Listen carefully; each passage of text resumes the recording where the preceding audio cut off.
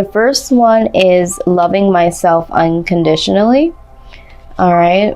We have the healthy giving. And we have the allowing things to happen. All right. So if I look at this intuitively, I'm seeing that a lot of you do give probably unhealthily because there is some type of lack of self-love, or low self-esteem, or not having the ability to allow things to happen naturally, okay? But this is what I'm seeing so far intuitively. So let's go ahead and look at the first situation here, loving myself unconditionally. This is my language of letting go deck. I absolutely love it. These are affirmation cards here. And it wants you to think of loving yourself unconditionally in this way and giving some power to it, okay? Give it life, give it power, give it acknowledgement. So the thought process should be that today I will work at loving myself unconditionally. God, please help me let go of self-loathing and other unproductive behaviors. Today I want to hold myself in high esteem. I know I can do so with your help, okay? So I'm very spiritual, I'm not religious, so some of you might have a very strong belief in God.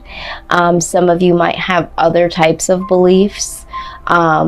But wherever you get your strength, your belief system, because I want to be as open and as broad as I can here, you really need to ask for strength to find that unconditional love for yourself, okay? Because some of you are not really that kind to yourself, or put yourself in predicaments that will not serve you, okay? And that could be very unproductive, all right? It's actually counterproductive to what you really, really want deep down inside, Gemini. So there's a little bit of a self-sabotage behavior that goes on here. But you definitely want to take hold of yourself in a higher esteem, okay, Gemini? So we will further address this, but loving yourself unconditionally is definitely the first thing here. Now, healthy giving. All right, so the affirmation here is that today I will practice healthy giving, understanding that caretaking and compulsive giving do not work. I choose what I want to give, to whom, when, and how much. It takes time to learn how to give in healthy ways. It takes time to learn to receive. And when we do, balance will come. Okay? So, some of you are doing some serious caretaking. This could be with children. This could be with parents. This could be at your job. This could be for friends. This definitely could be in love relationships. Okay? Overgiving, compulsive, catering to, just putting someone in a, on a pedestal, their thoughts, their feelings, their wants, their needs above your own. All right. And it's time to choose, what you want to give, and to whom, and to when, and how much. And I think that for some of you, you have lost touch with how much. Okay. And some of you do feel like you do want to give, but not having that healthy balance as to this is too much. This has now become compulsive. This is now not conducive to what you want or to what you need. All right. And for some of you, it is the whom. Some of you know that you shouldn't be giving as much or at all to certain individuals. All right. Some of you, when it comes to the when, it's like you know that you have priorities. You know that you have things to do, but you allow others' wants and needs to come before your personal deadlines. Okay. And so this is definitely something that needs to be addressed here. All right, not saying not to give entirely, but you do need to address the whom, okay? Because there are, for some of you, some people that are unworthy.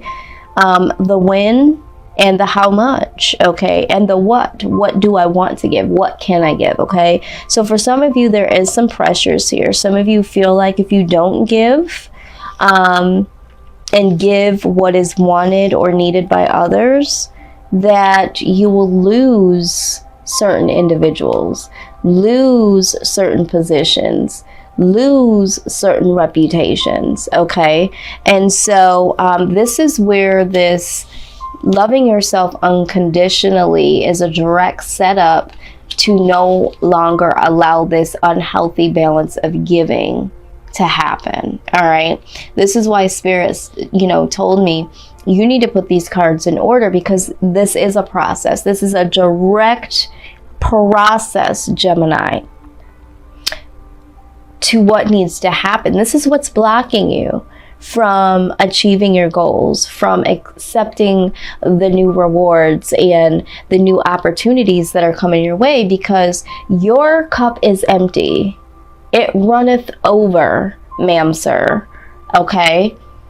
There's nothing left for you to receive. All right? So, moving right along, allowing things to happen. All right? So today I will let things happen without worry about the significance of each event. I will trust that this will bring about my growth faster than running around with a microscope. I will have faith that my lessons will reveal themselves in their own time, okay? So some of you here are experiencing all of these things. So the process is real for you. Some of you might just need to hear one or, a couple of these things. But for the collective, I feel like this all goes in process, in order here, okay? Some of you are worrying about the significance of each event. And this is why this unhealthy giving transpires, okay? Because it's, well, wonder if I choose myself, wonder if I want to do this, or wonder if I say this, or wonder if I do that. Okay, so you worry about the significance of, in the event that I show myself unconditional love, and the event that I am unable or no longer want to, what will that look like for me? What will that look like for them? But if you really look at it, you do have some sort of wants and needs, okay? But you don't have the unconditional love because you are afraid. You're operating in fear of and worry of ... okay? And so you don't have trust that whatever the outcome is based on what you are willing to give or unwilling to give will bring about growth, okay? So by you standing in your own truth and your own right and saying, no, I will not. Yes, I can. Only this much. Yes, you are worthy. Me time first and then I can, okay? We then set ourselves up for the overgiving, so now we're in the overgiving, we're selling ourselves short, and we're not as authentic as we could be and should be. And then there's the resentment and the anger, and they should know and they're not, and I don't have, and my cup is empty. And then there's depletion, and then there's that moment, okay? The negative, the void, the lack. All right, so now we're focused on that. Inevitably, what we're in fear of and what we're trying to avoid will come around back to us. Because you see, with this, we want to give, we want to provide, we want to do for others. And then we're left with nothing. Or we can choose to not hear ourselves, not to give to ourselves unconditionally, and give and run and plead and beg and provide and,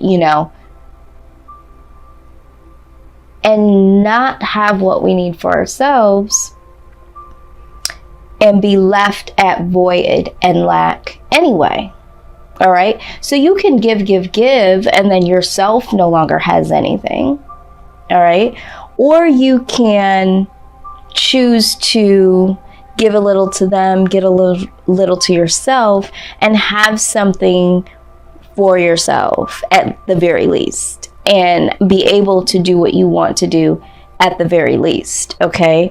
But when we don't trust that we can handle these things, because the truth of the matter is if they leave, if they have something to say, if they retaliate, if there's resentment, that brings about growth, okay? Because it's your truth.